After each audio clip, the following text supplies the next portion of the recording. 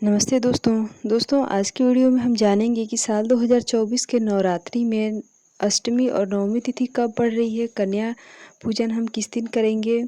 जो भी हमने कलश स्थापना किया है उसका हमें क्या करना चाहिए। कलश के अंदर जो सिक्के, सुपारी, हल्दी इत्यादि जो भी हमने डाला है उसका क्या करेंगे। विसर्जन किस दिन करना है और साथ में जो ज्वारे लगाए हैं वो किस दिन, उसका क्या करेंगे। साथ में जो नारियल है उसको क्या करना चाहिए, किसी को देना चाहिए या बहते जल में प्रवाहित कर देना चाहिए या खुद ही उसको प्रसाद के स्वरूप में खाना चाहिए। तो चलिए दोस्तों, बिना देरी किए वीडियो को शुरू करते हैं।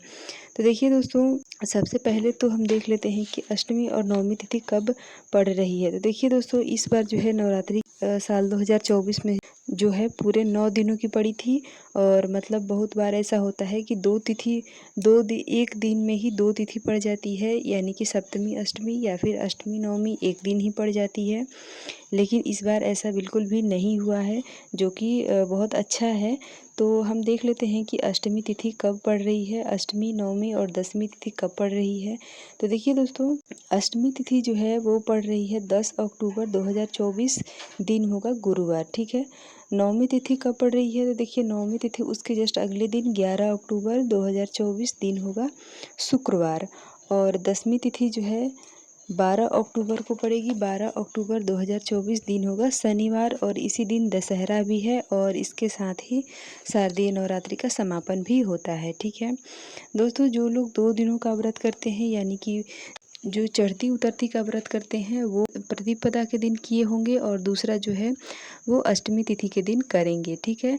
और लेकिन आप अगर नवरात्रि का उपवास करते हैं तो आपको नवमी के दिन भी उपवास रखना चाहिए और दशमी के दिन पारण करना चाहिए, ठीक है। अब जो लोग अष्टमी का व्रत रखे हैं और कन्या पूजन उनको करना है, तो अष्टमी के दिन उपवास रह के नवमी के दिन कन्या पूजन करने के बाद आपको पारण करना चाहिए। ये सही होता है, ठीक है। यही सही विधि है 2 दिनों के व्रत में पारण करने का, ठीक है। अब देखिए दोस्तों, कन्या पूजन हमें किस दिन करना चाहिए। तो देखिए दोस्तों, बहुत सारे लोग जो हैं अष्टमी तिथि के दिन करते हैं और बहुत सारे लोग जो हैं नवमी तिथि के दिन करते हैं। लेकिन अधिकतर लोग जो है, और हमारे यहाँ भी नवमी तिथि के दिन होती है, तो इसलिए हमारे यहाँ जो है कन्या पूजन 11 अक्टूबर को होगा, दिन होगा शुक्रवार, ठीक है। इसी दिन कन्या पूजन होगा और जो भी विसर्जन का विधि है वो भी आज ही होगा और हवन इत्यादि 11 तारीख को ही होगा, 11 अक्टूबर 2024, ठीक है। दोस्तों, दशमी तिथि देखिए कब से प्रारंभ होगी। तो देखिए दोस्तों, दशमी तिथि जो है वो प्रारंभ होगी 12 अक्टूबर को 10:59 पे, दिन होगा शनिवार। और समाप्त हो जाएगी 13 अक्टूबर सुबह में 9:09 पे, ठीक है। तो इस हिसाब से हम देखते हैं तो हमें दशमी तिथि में जो है कलश जो विसर्जन करने का मुहूर्त हमें प्राप्त हो रहा है वो हो रहा है 12 अक्टूबर 2024 को, दिन होगा शनिवार। इस दिन आप कर सकते हैं। और देखिए दोस्तों, सुबह में आप 10:59 से लेकर शाम को 5 बजे तक कलश विसर्जन कर सकते हैं। दोस्तों, कलश विसर्जन करने से पहले एक बात ज़रूर ध्यान में रखना चाहिए, और ये गलती हमें बिल्कुल भी नहीं करना चाहिए कि सूर्योदय के पहले और सूर्यास्त के बाद कभी भी कलश विसर्जन नहीं किया जाता है, ठीक है। तो आप सूर्य उदय के बाद और सूर्य अस्त होने से पहले आप अपना जो भी विसर्जन की सामग्री है, जो भी विसर्जित करना है उसको आप कर लें, ठीक है। अब देखिए दोस्तों, हमें सबसे पहले क्या करना चाहिए। तो देखिए दोस्तों, सबसे पहले जो है, जो कलश के ऊपर हमने नारियल रखा है उसको हम उठाएंगे, ठीक है। तो देखिए दोस्तों, हमने जो है नवमी तिथि के दिन ही विसर्जन की विधि कर लिया है, क्योंकि हवन कन्या पूजन करने के बाद जो हवन होता है, हवन करने के बाद जो है कलश को हिला दिया होता है, कलश को, माता के फोटो को, जो भी है सबको हिला देते हैं। लेकिन उसका विसर्जन जो है वो दशमी तिथि में किया जाता है, ठीक है। तो अब जो है हम सबसे पहले नारियल को उठाएंगे। अगर आपने नारियल के ऊपर चुनरी लगा रखा है तो उसको आप अपने मुख्य दरवाजे पे बांध सकते हैं या अपने पूजा स्थान पे रख सकते हैं, अपने जहाँ पे रुपए पैसे रखते हैं वहाँ रख सकते हैं, ठीक है। अब है नारियल। देखिए दोस्तों, नारियल में बहुत सारे लोग जो हैं बहते जल में प्रवाहित कर देते हैं, बहुत सारे लोग जो हैं उसको प्रसाद स्वरूप खाते हैं, और हमारे यहाँ भी इसे प्रसाद स्वरूप ही खाया जाता है। और बहुत सारे लोग जो हैं वो नवमी तिथि के दिन ही उठा के और जो भी कन्या पूजन करते हैं उन्हीं कन्याओं में बांट दिया जाता है, ठीक है। तो देखिए दोस्तों, ये सब करने से पहले हमने जिन भी देवियों की पूजा की है उनको एक बार ज़रूर याद करेंगे और इस तरह से हम धीरे-धीरे अपना विसर्जन की तैयारी करेंगे, ठीक है।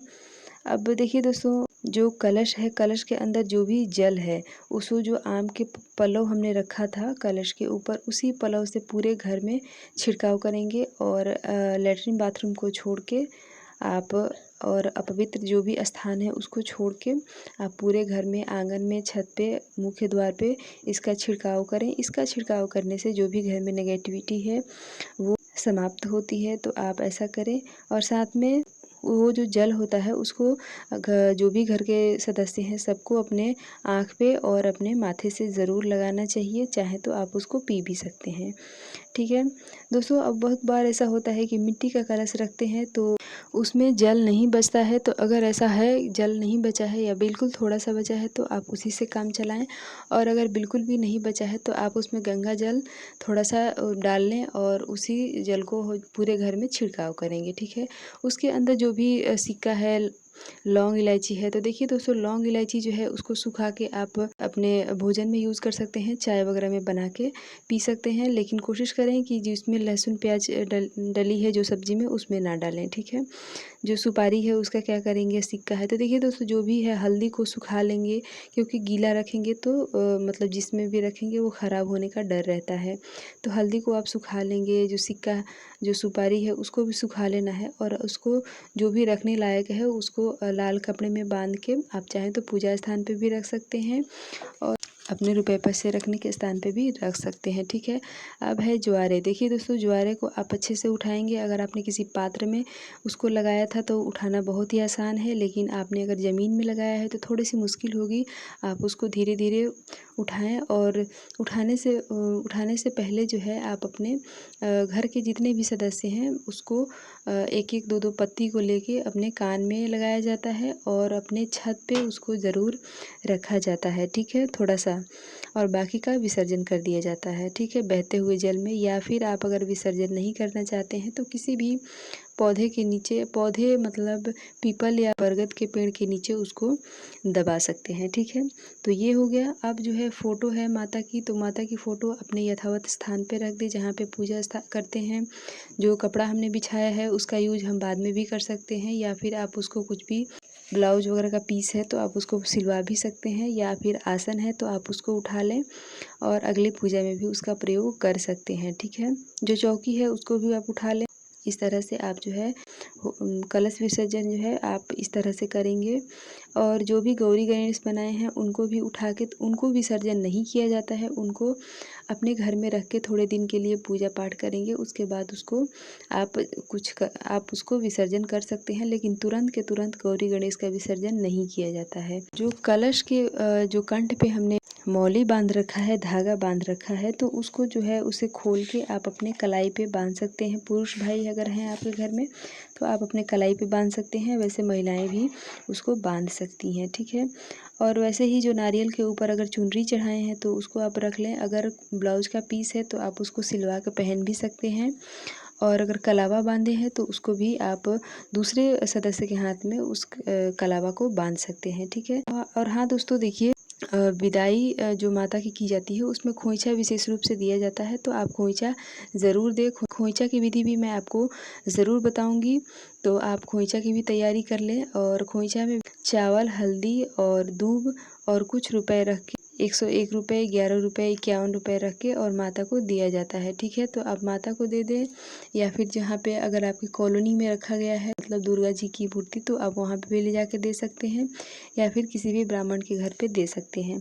तो दोस्तों, ये था कलश विसर्जन करने की विधि। हमें जो है अष्टमी तिथि, नवमी तिथि कब प्राप्त हो रही है, कन्या पूजन किस दिन करेंगे, कलश विसर्जन कैसे करना चाहिए, इसकी विधि क्या थी, ये हमने इस वीडियो में जाना। तो चलिए दोस्तों, मिलती हूँ इसी तरह से अगले वीडियो के साथ। तब तक के लिए बाय।